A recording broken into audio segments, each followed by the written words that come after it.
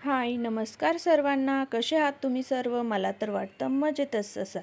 चला आज आज मला करायचं होतं माझ्या भाचीबाईचं केळवण. मग मी त्यांना बोलून घेतलं.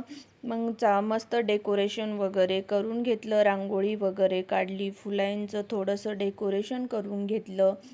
तुम्हाला कसं वाटतंय डेकोरेशन मला नक्कीच कळवा बरं का. आणि आता लग्न म्हटल्याच्या नंतर केळवण वगैरे आता सर्व काही येतच मग त्या आल्याच्या नंतर मग छान प्रकारे त्यांची पूजा वगैरे केली मी. मग त्यांना घरामध्ये बोलवलं. मग असं घरगुतीच खूप छान प्रकारे मी डेकोरेशन वगैरे केलेलं होतं.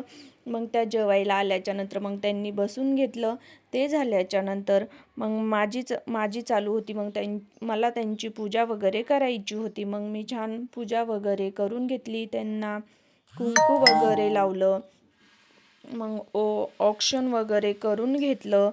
मग मी त्यांच्या पाया वगैरे पडायला लागले होते. तर त्या म्हणत होत्या, नको मामी, नको, माझ्या पाया नका पडू व्हा.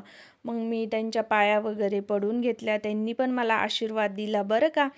मग ते झाल्याच्या नंतर मग माझे आहो पण आले.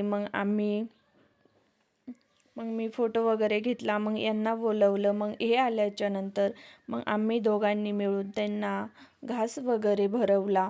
तुम्हाला ब्लॉग कसा वाटला मला नक्कीच कमेंट करून कळवा बरं का. चला, बाय.